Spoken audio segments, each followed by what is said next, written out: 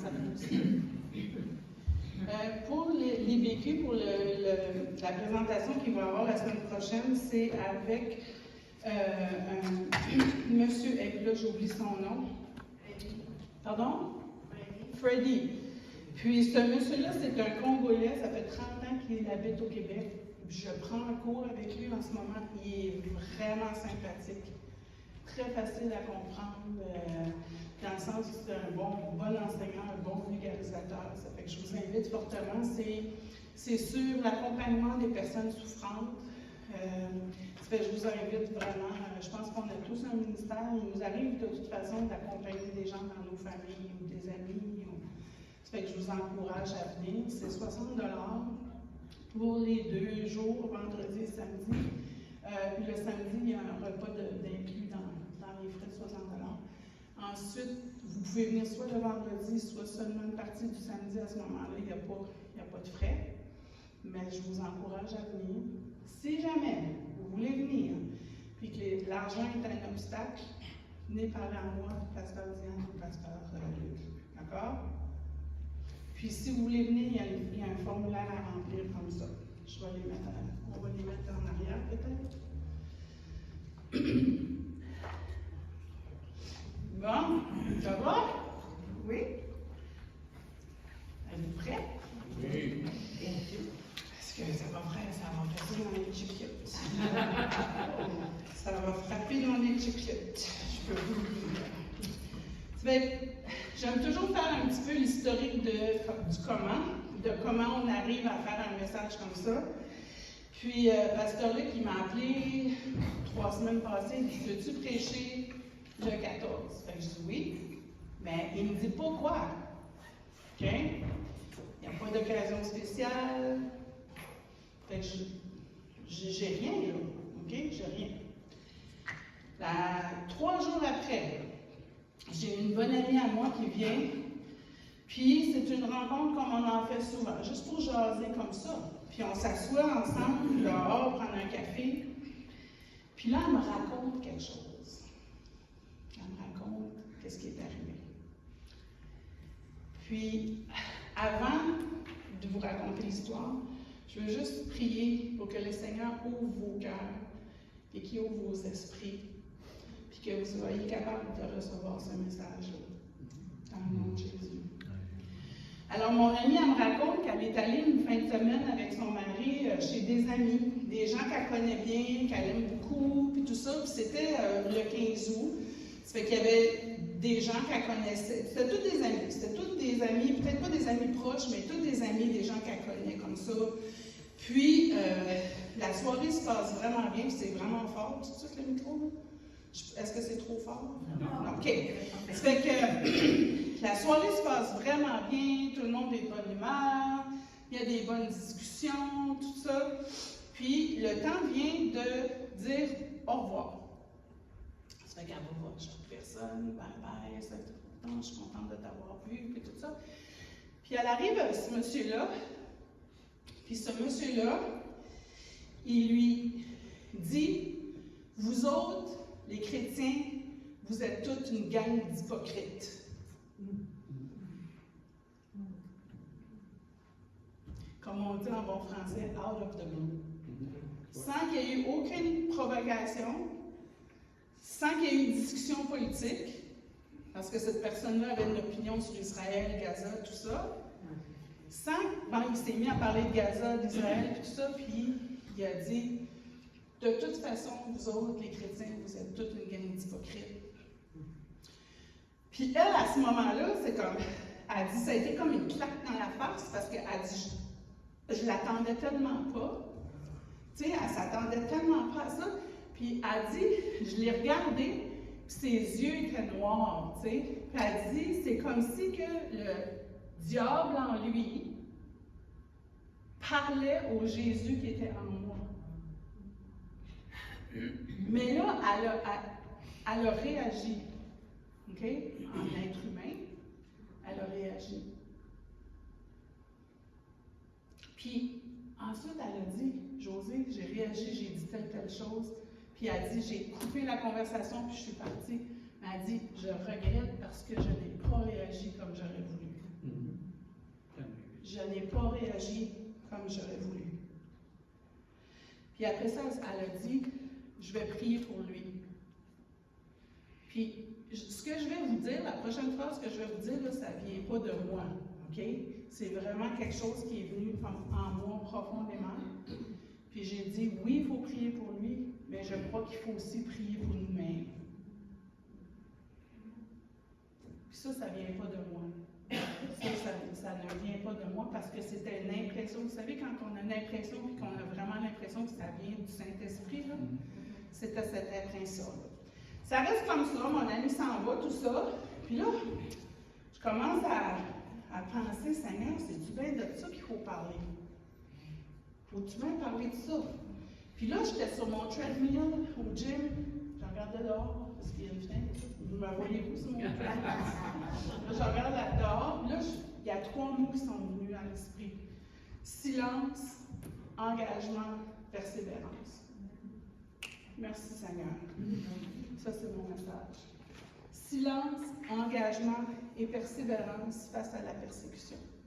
Parce que ce qu'elle a vécu, mon amie, là, c'est ça la persécution. C'est aussi ça la persécution. C'est se faire attaquer dans sa foi. C'est ça. Vous êtes d'accord? Oui. On est d'accord. Ça fait que dans ma réflexion, il y a 2 sortes de personnes à qui on peut faire face. OK? Il y a des gens, là, si tu veux le changer, hein? Ah, j'ai-tu la petite machine? Elle ne marchait pas la semaine passée. On va l'essayer. Là, il faut que j'aille plus vite parce que mon message est long. Mais, je pèse-tu la bonne affaire? Ah, OK. Ça fait qu'il y a 2 sortes de personnes qu'on peut rencontrer. Il y a des personnes qui vont poser des questions, qui vont nous challenger un peu, puis qui vont parfois être comme, qui vont nous mettre un peu sur, tu sais, qui vont nous brasser un peu. Mais on sent que c'est sincère, qu'il y a vraiment comme une recherche, il y a vraiment un questionnement en arrière. C'est pas juste comme, tu sais. Puis avec ces gens-là, moi je pense que le dialogue est possible. Hein? Le dialogue est possible. Il y a une autre sorte de personne, il y a la personne qui cherche la confrontation. Elle ne veut rien entendre. Tout ce qu'elle veut, c'est dominer, écraser, donner son opinion. Elle n'est pas là pour écouter. Fait qu'il y a 2 sortes de personnes, OK, à qui on peut faire face. On est d'accord? Jusque-là, ça va? Pas trop dans le champ? OK. Ça fait que il arrive un moment donné où quand on est face à ce deuxième, même quand on est face aux premières personnes, dans le cours que je suis en train de suivre avec M. Freddy, on parle justement des habiletés d'écoute. Okay? Puis la différence entre nous et, comment je pourrais dire ça? Quand on parle avec quelqu'un, si je parle, disons, avec Raymond, ça c'est un dialogue, parce qu'il y a 2 personnes. Oh, c'était là? Allô? Je n'avais pas vu. Il y a un dialogue, il y a 2 personnes. Quand on fait face à des questions comme ça, il faut que ce soit un trialogue. Il faut que nous-mêmes, la personne et le Saint-Esprit. Puis pour être capable d'entendre la voix du Saint-Esprit, il faut être capable de se retirer, ne serait-ce qu'une seconde, en nous-mêmes, pour entendre ce que lui veut qu'on dise. Amen? Amen. Puis il arrive aussi, puis il faut savoir aussi se retirer pour savoir quoi faire. Est-ce que je dois répondre ou est-ce que je dois me taire?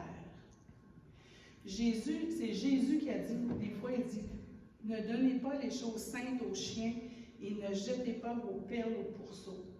Il arrive des fois où il vaut mieux ne pas parler du tout. Hein? On est d'accord? Par contre, il faut faire attention de ne pas tomber dans ce qu'on appelle le cancel culture. Connaissez-vous ça, le cancel culture? Connaissez-vous ça? Non? OK. C'est-tu moi qui l'avance? OK. Oups, excusez. Le cancel culture, c'est quand, par exemple, je parle avec France, OK, sur Facebook, puis là, France me dit quelque chose que j'aime pas, ça fait que je fais quoi? Je la délite, je la bloque, je la cancelle. C'est ça, le cancel culture. Cancel culture, c'est quand je parle avec mon mari et que je décide de ne plus lui parler. Ça, c'est cancel culture. C'est quand on décide de couper la communication avec quelqu'un, puis qu'on dit, toi, tu es cancellé. Ça veut dire qu'on coupe les liens. On coupe les liens avec quelqu'un. Complètement. À cause de que la personne nous a offensés. Avez-vous déjà entendu ce mot-là dernièrement, dans les dernières années? Oui. Il m'a offensé. On entend ça tout le temps. OK? Puis c'est vraiment, ça, diviser, là, ça ne vient pas de Dieu, là. Ça ne vient pas de Dieu, ça. Ça vient du diable. OK? Puis Jésus nous a aussi mis en garde contre cette attitude-là. Dans Marc 11, 25, il nous dit « Et lorsque vous êtes debout, faisant vos prières, si vous avez quelque chose contre quelqu'un, pardonnez afin que votre Père qui est dans les cieux pardonne aussi vos offenses. » Il dit aussi « Lorsque tu pries et que dans ton cœur il y a de l'animosité contre quelqu'un, arrête. Va te réconcilier. » Jésus, là, il dit, c'est tellement important ce qui se passe dans ton cœur, là, que même les prières que tu fais à Dieu, il vaut mieux les interrompre pour aller te réconcilier, pour garder ton cœur. Pour garder ton cœur. Amen.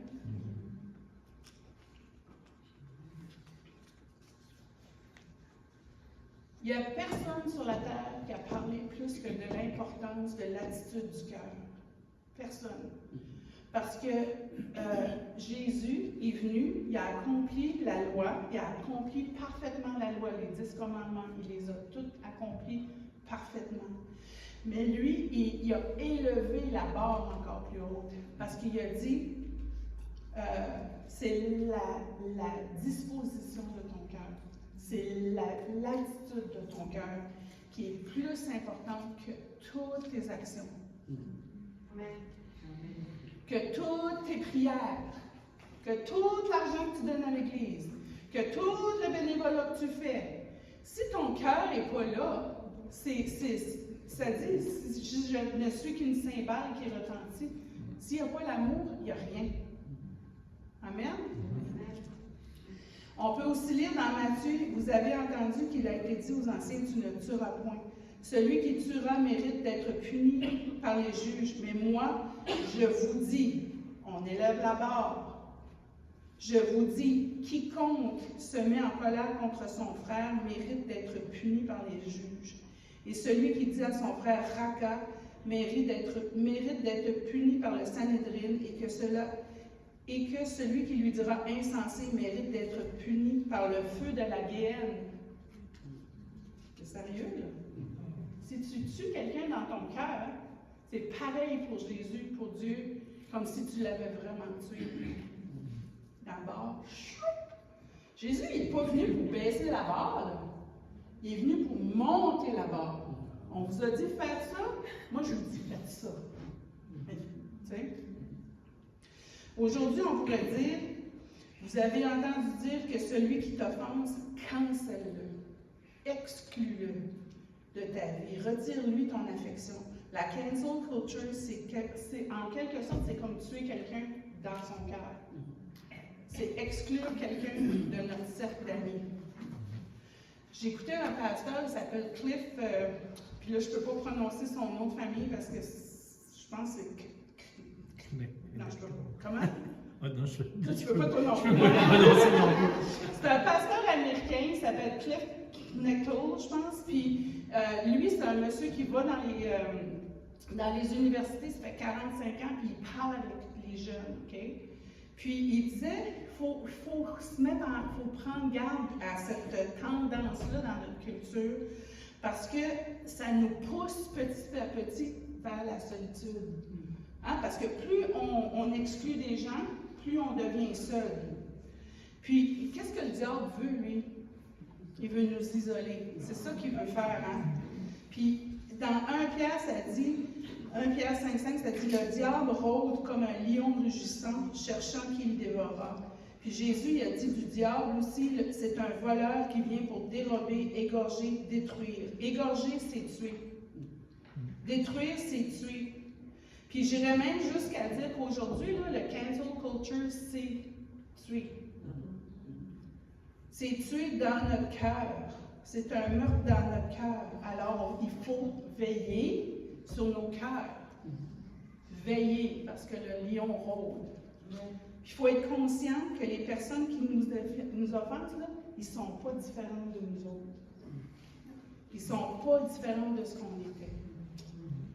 On était perdus. On est d'accord? Puis, ce monsieur-là, ce pasteur-là, il soulignait aussi que, ah oui, ça, c'est vraiment intéressant. Puis, je voulais dire ça à mon ami parce que, tu sais, la personne à qui tu parles, puis qui réagit, là, c'est-tu pas parce qu'il y a quelque chose qui se brasse dans son cœur? La personne à qui tu parles et qui n'a aucune réaction, c'est peut-être parce qu'il n'y a rien qui se passe dans son cœur. Fait que quand quelqu'un nous persécute, nous agresse, nous attaque comme ça, essayons, préparons-nous à voir cette personne-là comme quelqu'un qui cherche Dieu. Comme quelqu'un qui est poursuivi par Dieu. Parce que Dieu m'a poursuivi. Dieu vous a poursuivi. Puis Dieu poursuit tous les autres. Moi, une des choses que j'ai trouvé difficile quand dans ma marche chrétienne, c'était comme moi, je disais avec une de mes amies, on se taquinait, puis je disais, ah, moi, je suis la préférée du Seigneur. Puis elle disait, moi aussi. OK? Puis là, je disais, ah, Dieu m'aime. Puis là, tu rencontres quelqu'un qui te tape ses nerfs, tu sais. Puis là, il faut que tu dises, Dieu l'aime aussi. Ouais, tu comprends? Parce que si Dieu m'aime, parce qu'on s'entend que moi aussi, je tape ses nerfs de certaines personnes, pas beaucoup, non, on s'entend, mais tu sais, hein? On tape tous sur les nerfs à quelqu'un, on offense tout quelqu'un, on est coupable comme tout le monde. Mais il faut réaliser que les personnes qui sont en face de nous, c'est des enfants créés à l'image de Dieu, comme nous, on l'est aussi. Amen. Ça fait que c'est ça, ma chum, elle disait, je vais prier pour lui. Ça m'a fait penser à un pasteur qui avait été en Afrique où il y avait beaucoup de persécutions. Puis il a été rencontré un groupe de chrétiens qui étaient persécutés. Puis il a dit, on va prier pour que la persécution arrête. Puis le monsieur a dit, non, tu pries pour rien. La persécution ne va pas arrêter. Il faut prier pour qu'on ait la force de persévérer, la force de continuer à lutter, la force de se rapprocher de Dieu de plus en plus. Parce que la persécution, là, les Jésus, c'est le premier qui a été persécuté, puis tous les disciples de Jésus sont tous morts, sauf Jean, je pense, me semble. Ils sont tous morts, persécutés, ils ont tous été assassinés. Oui.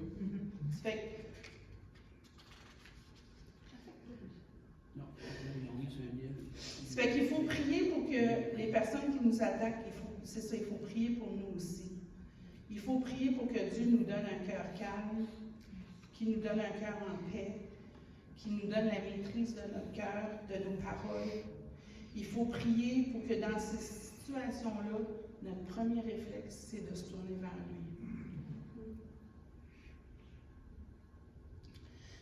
Puis Diane l'a nommé tout à l'heure, dans les Écritures, ça dit, dans un roi, ça dit, le vent fort déchirait les montagnes et brisait les rochers, mais l'Éternel n'était pas dans le vent. Et après le vent, ce fut un tremblement de terre, mais l'Éternel n'était pas dans le tremblement de terre. Et après le tremblement de terre, il y eut un feu, et l'Éternel n'était pas dans le feu. Après le feu, un murmure doux et léger. Il a parlé doucement. Dieu a parlé doucement. Fait que si Dieu parle doucement, il faut écouter. Il faut écouter. Fait Dans ces situations-là, qu'est-ce qu'on doit faire? Est-ce qu'on doit parler, répondre, discuter, argumenter, confronter? J'ai même appris un nouveau mot, polémiquer. Ou est-ce qu'il faut se taire? On peut lire dans Ecclésiaste 3:7, ça dit « Il y a un temps pour se taire et il y a un temps pour parler ». Bien, Jésus a parlé aussi. Ça ne veut pas dire qu'il ne faut pas parler. Jésus a beaucoup parlé. On est d'accord? Oui. Jésus a beaucoup parlé. Il a parlé pour enseigner dans le sermon de la montagne. Dans Matthieu 8:26, il a parlé pour reprendre quand il disait, tu sais, quand ils étaient sur le bateau, puis là, il y avait une tempête, puis là, Jésus, il a dit, « Pourquoi avez-vous peur, gens de peu de foi? » Fait qu'il les a repris. Jésus, il a parlé pour corriger dans Matthieu 7, quand il a dit, « Voyons, hypocrite, regarde la poutre dans ton œil avant de regarder la paille dans l'œil de ton voisin. » Fait que Jésus, il nous a corrigés aussi. Il nous a encouragés. Il a dit dans Jean 16:33, il a dit, « Je vous ai dit ces choses, afin que vous ayez la paix en moi. Vous aurez des tribulations dans le monde, mais prenez courage, j'ai vaincu le monde. » Jésus, il a consolé, il a parlé pour consoler. Quand il a dit dans le sermon sur la montagne, il a dit « Heureux les affligés, car ils seront consolés. » Il a parlé avec douceur des enfants. Quand il a dit « Laissez venir en moi les petits-enfants. » Il a parlé avec fermeté quand il a dit aux deux aveugles « Non, n'allez pas annoncer ça à tout le monde. » Ils n'ont pas écouté, en tout cas. Il avait quand même parlé avec fermeté. Il a parlé avec amitié, amicalement à Marthe. Quand elle était toute stressée, « Non, il n'y a personne pour m'aider. » Marthe, tu t'énerves pour rien. Et ça, c'était amical. Il a parlé avec compassion quand il a vu Marie et toutes les gens qui pleuraient Lazare. Il a parlé avec colère quand il a dit aux pharisiens « Race de vipères! » Puis moi, je peux vous assurer, non, c'est pas moi qui peux vous assurer, là, c'est dans la parole de Dieu, là, OK? Ça dit que si Dieu vous appelle à parler, il va vous équiper pour parler. Parce que ça dit, dans Luc 21, il dit comment le faire. Écoutez bien ça. Je ne sais pas si je l'ai, je ne pense pas que je l'ai sur Luc 21, 12 à 15. Ah, je l'ai. Soyez bien, donc, bien, écoutez ça, là. C'était pas moi qui l'ai inventé, là. C'est écrit dans la parole là, de Dieu. OK? Ça dit, soyez donc bien décidés à ne pas vous inquiéter à l'avance, de la manière dont vous vous défendrez. Je vous donnerai moi-même des paroles et une sagesse telle qu'aucun de vos adversaires ne pourra leur résister ou les contredire. Wow! Amen! Oui, amen. Ça fait que, je ne veux pas vous donner des mauvaises nouvelles, mais ça se peut qu'un jour vous allez être persécuté. Non, je peux même vous assurer que ça va arriver. Pas parce que moi je le dis, c'est parce que le Seigneur l'a dit. OK? Ça fait qu'il faut se préparer. Mais il ne faut pas s'inquiéter à l'avance. Parce que le Seigneur, il va tout nous donner ce dont on a besoin. Au moment où on en aura besoin. Puis il va nous donner des paroles ça dit, aucun de vos adversaires ne pourra leur résister ou les contredire. Wow. Voulez-vous noter ça? Luc 21, 12 à 15. Dans Matthieu 10, 19, ça dit, lorsqu'on vous conduira devant le tribunal. Puis le tribunal, c'est pas toujours un tribunal légal comme on imagine qui passe à la TV, le Judge Judy. Là. Ça peut être une soirée entre amis où est-ce que les gens, quelqu'un va venir te juger. OK? Mais ça dit, lorsqu'on vous conduira devant le tribunal, ne vous inquiétez pas de ce que vous aurez à dire, ni de la manière de l'exprimer. Les paroles que vous aurez à prononcer vous seront données à ce moment-là, et elles ne viendront pas de vous, mais l'Esprit de votre Père parlera en vous. Wouh! Oh, je ne sais pas si pour vous autres, ben moi c'est comme, OK, J'ai pas besoin de m'inquiéter à l'avance parce que moi, je suis quelqu'un comme, OK, comme si je m'en vais là, puis que telle personne m'a dit telle chose, là, comme je pourrais dire ça, puis là, ça arrive, puis là, tu fais. Je sais pas si ça vous est déjà arrivé. Puis là, tu t'en vas chez vous, tu dis, ah, j'aurais dû dire ça, j'aurais donc bien dit ton Dieu. Mais c'est ça. Mais il arrive aussi des moments où il faut se taire. Puis Jésus lui-même s'est tu. Au moment où il était devant le grand prêtre, Matthieu rapporte qu'à ce moment-là, le souverain sacrificateur se leva et il dit à Jésus, « Ne réponds-tu rien? Qu'est-ce que ces hommes déposent contre toi? » Ça dit, Jésus garda le silence. Il a gardé le silence. La Bible parle beaucoup de notre langue. Elle parle beaucoup de nos paroles, puis combien c'est dur pour un être humain de contrôler nos paroles. N'est-ce pas? Moi, je peux vous parler d'expérience, là, parce que Dieu m'a donné une langue pour enseigner. Ben, il faut que j'apprenne à l'utiliser. J'ai 58 ans bientôt et j'apprends encore. Je m'améliore, par exemple, mais non. C'est pour ça que Dieu il nous enseigne à parfois garder le silence. Dans l'Ecclésiaste, comme on disait, ça dit il y a un temps pour se taire. Puis c'est drôle comment est-ce que ça ne dit pas il y a un temps pour parler et un temps pour se taire. Ça dit il y a un temps pour se taire et un temps pour parler. Dans Proverbe 11, 12, ça dit « Mais l'homme qui a de l'intelligence se tait. » Dans Proverbe 13, 3, « Celui qui veille sur sa bouche garde son âme, mais celui qui ouvre de grandes lèvres court à sa perte. » Puis les exemples ne manquent pas d'endroits où est-ce que Dieu parle de l'importance de garder notre langue. Les mots, là, c'est comme la pâte à dents. Avez-vous déjà pesé sur le tube de pâte à dents, puis la dentifrice sort, là, puis là, c'est impossible à faire rentrer dans le tube. On est d'accord? Ça vous est jamais arrivé, vous autres, de faire ça? Hein? Tu pèses, là, non, je ne peux pas gaspiller ça. Mais il n'y a aucune façon. Les mots, c'est la même chose. Une fois que c'est sorti, tu ne peux pas les rattraper. Puis moi, là, je ne sais pas pour vous autres, là, je vais parler pour moi, là, ça m'est arrivé assez souvent dans ma vie de dire quelque chose, puis de dire « j'aurais pas dû ». Ça m'arrive un petit peu moins souvent. Parce que je demande au Seigneur de m'aider avec ça.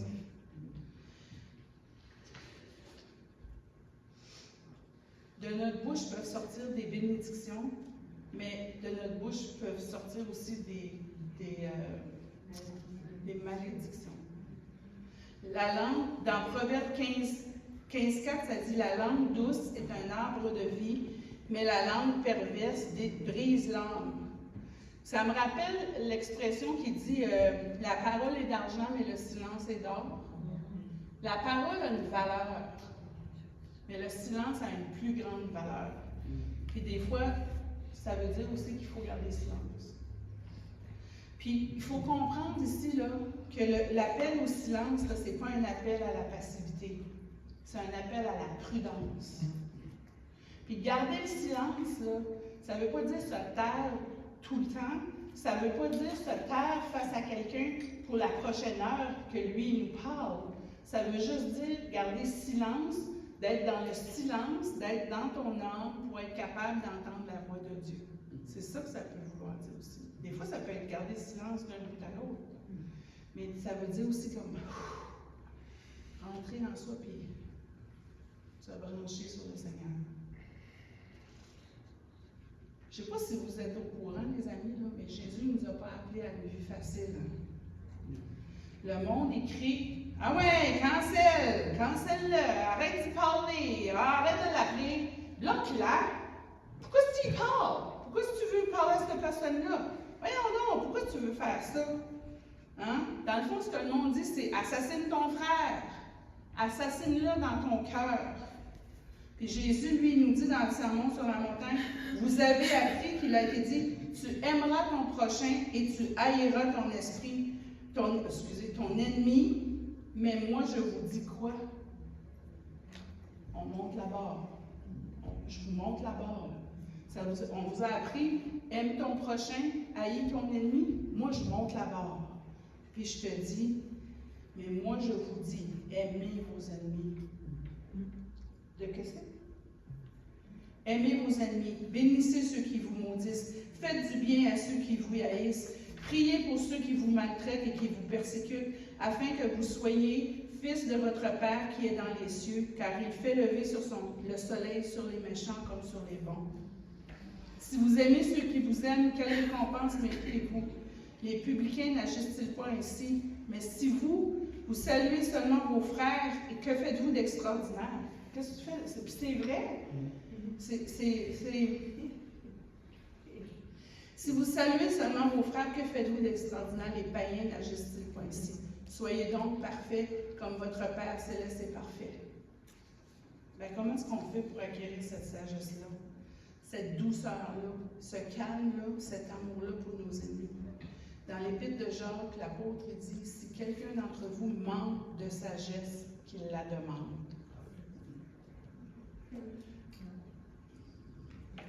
Dieu qui donne tout simplement et sans reproche, il la lui sera donnée, mais qu'il la demande avec foi, sans douter. Demandez. Ça dit aussi dans Matthieu 7,7, demandez et l'on vous donnera, cherchez et vous trouverez, frappez et l'on vous ouvrira, car quiconque demande reçoit, celui qui cherche trouve et l'on ouvre à celui qui frappe. Mais je vais vous dire une chose par exemple. Il y a quelque chose d'extraordinaire qui s'est passé suite à cet événement-là de mon ami et de ce monsieur-là. C'est que mon ami, là, assis devant moi, a dit, Josée, ça a réveillé quelque chose en moi. Parce qu'elle dit, je m'attendais tellement pas ça. Dans un groupe d'amis, on est dans une fête, c'est un groupe d'amis, dans une petite ville, dans le fin fond du Nouveau-Brunswick, une des plus petites provinces du Canada. Pow! Elle dit, ça a réveillé le disciple en moi. Elle s'est dit, OK, moi là, Seigneur, là, je ne peux plus juste me contenter là, de dire je suis chrétienne. Je veux devenir une disciple de Jésus. Je veux te suivre dans toutes les sphères de ma vie. Amen. Et ça m'amène à mon deuxième mot, l'engagement. Puis la Bible, ça contient beaucoup de références à l'engagement. Dans nos familles, avec nos voisins, envers nos employeurs, dans l'Église, dans notre santé, dans tout ce que nous faisons, puis dans tout ce que nous disons, le Seigneur nous appelle à être engagés. Amen. Mais la Bible, elle nous explique aussi c'est quoi notre premier engagement. L'engagement qui devrait être au-dessus de tous les engagements, c'est notre engagement, pouvez-vous me dire? Envers lui. C'est ça, envers lui. Parce que Jésus a dit, tu aimeras le Seigneur ton Dieu de tout ton cœur, de toute ton âme et de toute ta pensée. C'est là le plus grand et le premier commandement. Jésus nous avertit. La raison d'un tel engagement, c'est parce que vous allez être persécutés. Ce n'est pas un sujet le fun à enseigner ou à prêcher. Mais on est obligé d'y penser parce que quoi? Parce que Jésus en parle, parce que Jésus en a été victime, puis que il y a encore plein de gens dans le monde qui sont persécutés pour leur foi. Puis il ne faut pas penser que ça ne nous arrivera pas. Il ne faut pas penser que ça ne nous arrivera pas. Il y a des églises, il y a quelqu'un qui avait posté, on a comme un groupe de femmes, là, il y avait quelqu'un qui avait posté une vidéo où ça explique, puis là j'oublie le nom du pays, mais il y a un pays musulman, aujourd'hui, là, en 2025, là, qui ferme les églises évangéliques dans son pays, qui interdit les églises évangéliques. Savez-vous pourquoi? À cause du... Parce qu'il y a trop de conversions. Il y a trop de musulmans qui se convertissent au christianisme. Ça fait qu'ils ferment les églises parce que quoi? Parce que c'est dangereux. Au Congo, il y a plein de gens qui ont été égorgés il n'y a pas si longtemps parce qu'ils sont chrétiens. Il y a plein d'endroits. En Chine, les gens sont obligés d'être dans les cavernes pour pouvoir entendre la parole.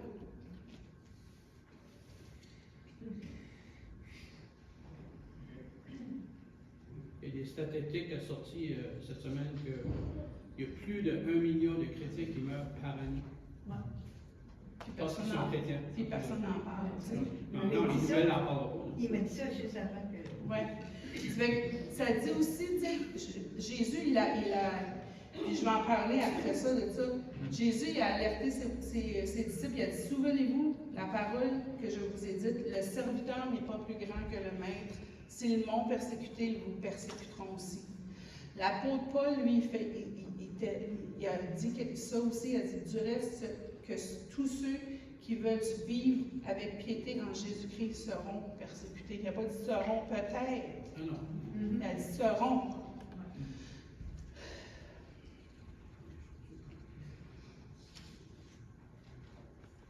Fait que ça nous amène à la persévérance.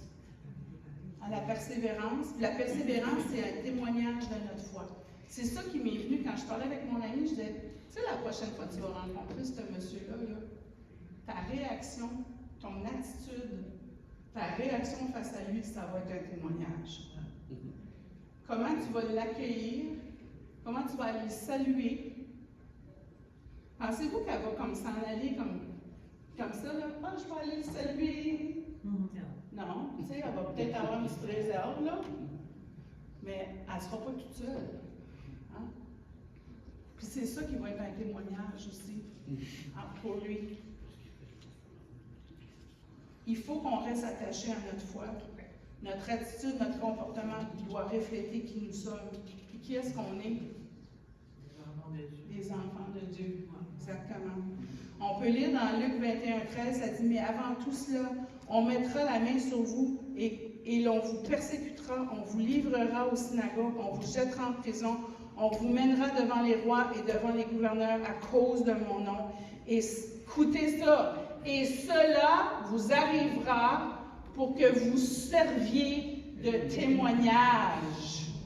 Amen. Je me souviens, là, mon chum, à un moment donné, il avait témoigné à quelqu'un, puis le monsieur, c'est pas Pierre, là, c'est un autre monsieur, il avait, parce qu'il était aveugle, il y avait une canne, c'est pas Pierre, c'est pas notre Pierre, là, mais... Puis le monsieur, à un moment donné, il s'est fâché, puis il essayait de frapper Jacques avec sa canne, OK? Puis là, Jacques, il est arrivé à la maison, il dit « Hey! Je me suis fait persécuter! » Parce que quand on se fait persécuter, c'est comme ça brasse quelque chose chez l'autre. Ça veut dire qu'il y a quelque chose qui se passe chez l'autre. Amen. Ça veut dire que Jésus dérange, il y a quelque chose, c'est comme... Puis il y a Rick Comfort, c'est un monsieur américain aussi qui témoigne beaucoup aux gens, qui va dans les rues, qui parle aux gens, puis lui aussi, il dit, quand vous êtes persécutés, dansez! Dansez! Danser puis assommer après. Non, c'est ça le défi. C'est ça le défi, elle dit. Danse puis assomme-le après, mais non, c'est ça le défi. Tu vois, c'est ça que le monde veut qu'on fasse. C'est ça que le monde nous appelle à faire. Puis c'est ça que notre chair nous appelle à faire. Mais Jésus, lui, il dit, non. Moi, là, je t'amène, ne vivez pas, je l'ai dans mon tête, ne vivez pas par la chair, parce que si vous vivez par la chair, vous allez mourir, vous serez morts. Moi, je vous appelle à vivre par l'esprit. Fait que notre première réaction, ça peut être OK? Mais c'est pas à ça que Dieu nous appelle. C'est pas à ça que Dieu nous appelle. C'est exactement mon point que je suis rendue. Ça dit dans Romains 8, 13, 18, ça dit « Ainsi donc, frères, nous ne sommes point redevables à la chair pour vivre selon la chair. Quand le monde te dit « haïs » Jésus dit « aime ». Quand le monde te dit « cancel », « delete », « bloque », Jésus dit « aime ». Quand le monde dit « condamne », Jésus dit « pardonne ». Puis le verset continue, il dit, Si vous vivez selon la chair, vous mourrez. Mais si vous vivez par l'Esprit, vous faites mourir les actions du corps, vous vivrez, car tous ceux qui sont conduits par l'Esprit de Dieu sont fils de Dieu. Et vous n'avez point reçu un esprit de servitude pour être encore dans la crainte, mais vous avez reçu un esprit d'adoption par lequel nous crions « Abba, Père ». L'Esprit lui-même rend témoignage à notre esprit que nous sommes enfants de Dieu. Or, si nous sommes enfants, écoutez ça, nous sommes héritiers, héritiers de Dieu, co-héritiers avec Christ, si toutefois nous souffrons avec lui, afin d'être glorifiés avec lui. J'estime que les souffrances du temps présent ne sauraient être comparées à la gloire qui reste à venir.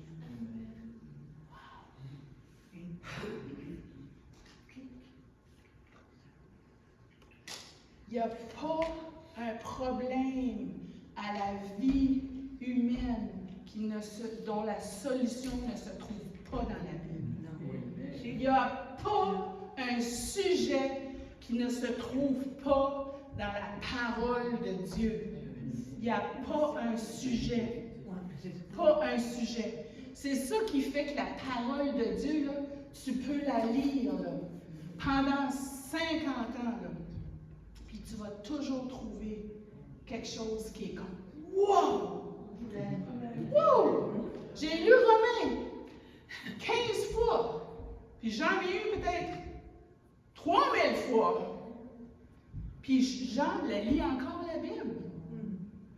Parce que il y a toujours quelque chose. Il n'y a rien dans la Bible que si tu appliques pas à ta vie ne va pas s'améliorer. Ta vie ne sera pas parfaite. Puis ça, c'est quelque chose que je veux dire. Des fois, il y a des gens qui pensent que les chrétiens sont parfaits. OK? On n'est pas parfait. Loin de là. On est des êtres humains. Puis Dieu nous donne, comment je dirais ça?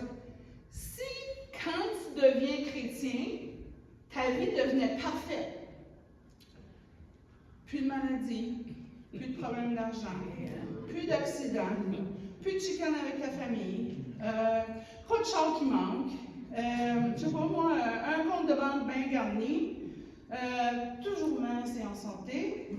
Si c'était comme ça, là, tout le monde voudrait devenir chrétien. Vrai ou pas? Sauf qu'on ne vient pas à Jésus pour avoir une vie parfaite. On vient à Jésus pour améliorer notre vie. Ben, pas pour améliorer notre vie, parce qu'on a une vie imparfaite. Parce qu'on veut le suivre. Hein? Fait que si tu viens juste pour avoir une bonne vie parfaite, tu ne viens pas à Christ pour les bonnes raisons. Non. Parce qu'il y en a des gens là, qui viennent à Christ, puis le moment qu'ils viennent à Christ, ils sont assassinés. Si tu viens à Christ juste pour avoir une meilleure vie, tu ne viens pas à Christ pour les bonnes raisons. Non. Tu viens à Christ parce que tu l'aimes et que tu veux le suivre. Parce que tu reconnais que tu es pécheur, que tu as agi contre Dieu, parce que tu as de la peine, tu te repens, parce que tu as blessé Dieu, et que Jésus est mort sur la croix pour que nous puissions être réconciliés avec Dieu. Amen. Amen.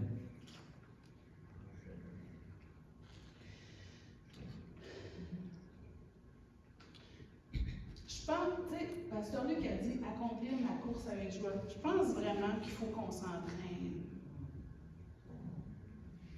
Qu'il faut se préparer comme un athlète qui prépare sa course. Dans une course, il y a des obstacles. Il y a du vent, il y a de la chaleur, il est mouillé. Il y a quelqu'un qui court pas assez vite en avant de toi. Il y a quelqu'un qui passe en avant de toi pour te couper le chemin. Il y a des obstacles dans la course qui fait que ça se peut que ça va, comment je dirais ça, ralentir ta course ou ça va même peut-être briser ta course. Hein? Mais le coureur, lui, il s'appuie sur tout l'entraînement qu'il a fait pour essayer de lutter contre contre ces obstacles-là qui vont arriver. Qui vont arriver. S'il ne mouille pas, il fait soleil. S'il vente, il ne vente pas, comprenez, il va y avoir des obstacles dans la course. Mais lui, il s'est entraîné pour pouvoir lutter contre ces obstacles-là, pour pouvoir faire la meilleure course qu'il peut faire. Hein? De la même manière, pareil, dans les écoles ou dans les hôpitaux, je suis sûre que vous faites ça, dans les comment est-ce qu'on appelle ça, les foyers de soins, ils font des exercices d'incendie. Pourquoi? Pour que le jour où il y a un incendie, on sache quoi faire. On s'entraîne, on se pratique, on se, comment je dirais ça, on se familiarise avec le problème. OK? Mais je pense aussi qu'on peut s'entraîner pour faire face à la persécution. Ça ne veut pas dire qu'on va être parfait. Ça ne veut pas dire qu'on ne va pas se tromper de porte. Puis notre entraînement, il n'est pas physique. Notre entraînement, il est spirituel. Puis on le répète souvent. Priez, lisez la parole, écoutez le Saint-Esprit, venez à l'Église. C'est ça notre entraînement. Pas juste venir à l'Église parce que c'est dimanche qu'on vient à l'Église. Là. Comme Diane le dit, comme Pasteur Diane le dit, on vient à l'Église pour rencontrer Jésus, pour écouter, pour se fortifier. Puis là, je suis sûre qu'il y en a ici là, qui vont peut-être dire je suis pas sûre que je veux faire partie de cette équipe-là, moi. Tu veux dire que si j'embarque dans la team Jésus, là, je vais être persécutée, là? Pas sûre. Hein? Mais la chose est que vous êtes déjà dans une équipe. Et Dieu nous a donné le libre arbitre pour qu'on puisse décider dans quelle équipe on veut être. Puis je peux vous dire que l'équipe de Jésus, celle que j'ai choisie 18 ans passés, le propriétaire, il est propriétaire de l'univers. Le propriétaire de l'équipe de Jésus, là, il est propriétaire. Créateur et propriétaire de la terre. C'est le meilleur propriétaire qu'on pourrait avoir. Hein? Amen. Et en plus, notre coach, c'est le Saint-Esprit. Oui. Alléluia! Alléluia! C'est lui le Saint-Esprit. Puis en plus, non seulement on a le meilleur propriétaire, non seulement on a le meilleur coach, mais en plus, notre équipe est déjà gagnante. Parce que Jésus a vaincu le monde sur la croix. Amen. Il dit, j'ai vaincu le monde. Tout est accompli. Quand il était sur la croix, tout était accompli. Amen. Venez-vous-en. Embarquez. On sait comment il soit fini. Embarquez. Alléluia. On nous appelle les chrétiens parce qu'on suit Jésus. Puis on nous appelle les chrétiens parce qu'on veut être comme Jésus. Puis lui ressembler de plus en plus sur la croix. Puis sur la croix, Jésus il a plaidé pour ceux qui le persécutaient. Il a dit, ils ne savent pas ce qu'ils font. Pardonne-leur car ils ne savent pas ce qu'ils font. C'est l'exemple qu'il nous a donné. C'est l'exemple qu'on décide de suivre. La personne qui a agressé, il y en a qui diraient c'est juste une petite attaque, là. Mais la personne qui a agressé mon ami là, verbalement, là, Dieu l'attend, pareil comme il nous attend aussi. Oui. Cette personne-là, c'est un enfant de Dieu créé à l'image de Dieu. Dans Jean 16, 33, pour finir, pour terminer, Jésus nous a dit, « Je vous ai dit ces choses afin que vous ayez la paix en moi. Vous aurez des tribulations dans le monde, mais prenez courage, j'ai vaincu le monde. » Amen. Ben, soyez parfois silencieux, soyez persévérants, soyez engagés. Soyez des disciples de Jésus. Amen. Amen. Bonne semaine. Bonne semaine.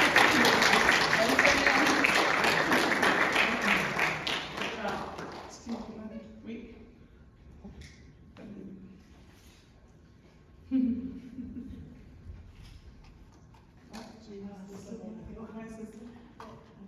Juste pour finir, je vais t'ajouter un verset, Oui. José, à une excellente prédication, Oui. une excellente exhortation, un message pour nous enseigner. C'est pas juste une exhortation, c'est aussi un enseignement pour nous bâtir comme enfants de Dieu.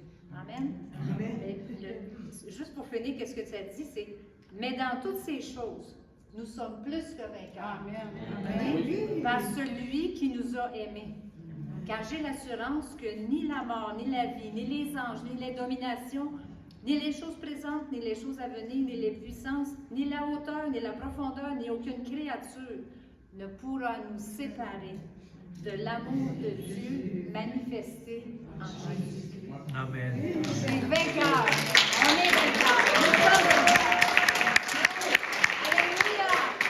Alléluia. Alléluia. On peut se lever ensemble? Puis Alléluia, Seigneur. Amen. Amen. Le bénir, l'adorer, l'exalter. Pas besoin d'être gêné. On va des games de je sais pas quoi. Football, baseball. OK. Yeah! Et nous, on a toutes les raisons du monde pour adorer puis exalter le Seigneur. On peut-tu l'adorer?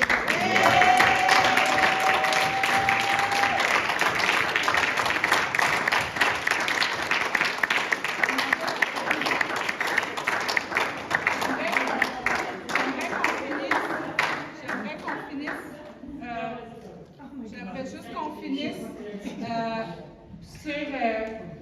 sur le chant que vous avez chanté. Je ne le connaissais pas. Je ne veux être qu'à toi. Je t'aime, Jésus. Jésus, je t'aime. Puis, juste pour finir, je veux juste vous dire, il y a quelqu'un qui me disait, pourquoi est-ce qu'on parle au présent? Pourquoi est-ce qu'on dit Jésus, je t'aime? C'est parce qu'il est vivant. C'est parce qu'il est là. Il est là. Il est là. Il règne sur le trône. C'est pour ça qu'on peut dire Jésus, je t'aime. Amen. Alléluia. Alléluia.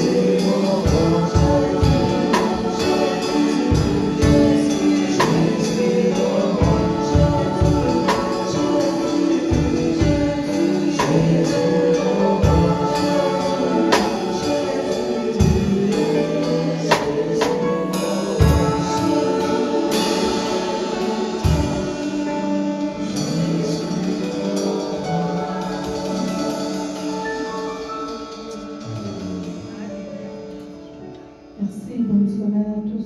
Soyez bénis.